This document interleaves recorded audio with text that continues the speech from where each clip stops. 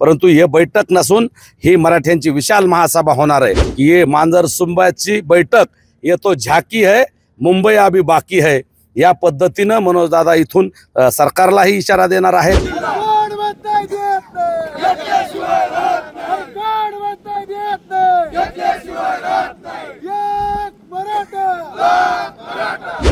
आता isakal.com आहे देशातील नंबर 1 ची मराठी न्यूज वेबसाईट। प्रत्येक अपडेटसाठी isakal.com ला नक्की भेट द्या। मराठा आंदोलक मनोज जरांगे यांनी चलो मुंबईचा नारा दिल्यानंतर त्यांची एक पहिल्यांदा इशारा सभा बीडमध्ये पार पडते। ज्या बैठकीचे नियोजन केले मी त्या ठिकाणी आहे। माझ्यासोबत काही इथले आंदोलक आहेत, कशा पद्धतीने बैठक असणार आहे, काय असणार आहे, यांच्यासोबत चर्चा करणार आहे। तर सुरुवातीला आपण बघू शकतो जे की ज्या ठिकाणी बैठक आहे हे संपूर्ण मावळे आहेत।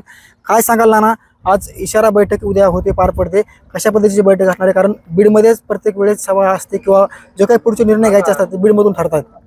मनोज दादांचं बीड जिल्हा हा जन्मभूमी आणि बीड जिल्हा त्यांची बालेकिल्ला आहे आणि कधीही बीड जिल्हा त्यांच्या मागं कायम उभा आहे। म्हणून बीड जिल्ह्यात ज्यावेळेस मागच्या वेळेस मुंबईला गेले त्यावेळेसही इशारा सभा बीडच्या बायपासला झाली आणि आता उद्याच्या 27 तारखेला मुंबईला मराठे निघणार आहेत। त्याचा इशारा देण्यासाठी मांजरसुंब्याच्या परिसरात बालाघाटावर आणि ग्रामीणमध्ये ही बैठक व्हावी असं सगळ्यांचं हे आल्यामुळे मनोज दादांनी बालाघाटावर तारीख दिली।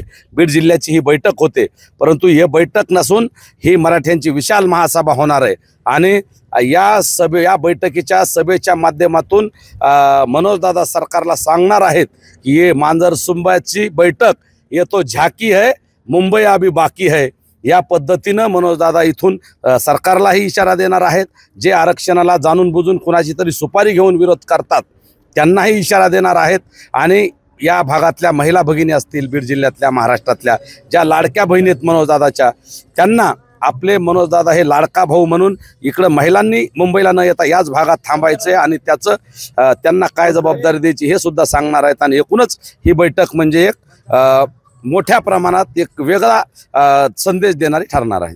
नक्कीच एकंदरीत पाहायला गेलं तर 29 तारखेला मुंबईमध्ये जातात। दुसरीकडे आज ओबीसी बांधवांची बीडमध्ये बैठक पार पडते, कसं बघता याकडे? आमची मराठा समाज म्हणून ओबीसी बांधवांना कळकळीची विनंती, एकही शब्द आजपर्यंत मनोज दादा ओबीसी बांधवांच्या विरोधात बोलले नाहीत, पण हा हाके आणि वाघमारी कुणाची तरी सुपारी घेऊन दादावर चिंकलफेक करण्याचं काम करतात। याच्यामध्ये समाजामध्ये फूट पाडण्याचं काम करतात। इथे सर्व मराठा बांधवच नाही तर ओबीसी बांधव सुद्धा काही दादांना महाराष्ट्रात पाठिंबा दिलायच ना, पण हे सुपारी घेऊन ज्या पद्धतीने दादाचं नाव खराब करायला लागले हे बिलकुल योग्य नाही। आम्ही मराठा समाज म्हणून दादाच्या पाठीशी खंबीर आहोत आणि शेवटपर्यंत राहणार। नक्कीच 29 तारखेला मनोज जरांगे हे मुंबईमध्ये दाखल होणार, मात्र त्या अगोदर एक सरकारला बीडमधून ते उद्या इशारा देणार आहेत। नक्कीच मनोज जरांगे बीडमधून काय इशारा देतात हे देखील पाहणं महत्त्वाचं असणार आहे। साम टीव्हीसाठी योगेश काशीद, बीड। महाराष्ट्रातील सर्व बातम्यांचे विश्वासार्ह व्यासपीठ, सकाळच्या सर्व सोशल मीडिया प्लॅटफॉर्मला लाईक, फॉलो आणि सबस्क्राईब करा। तसंच सर्व नोटिफिकेशनसाठी बेल आयकॉन प्रेस करायला विसरू नका।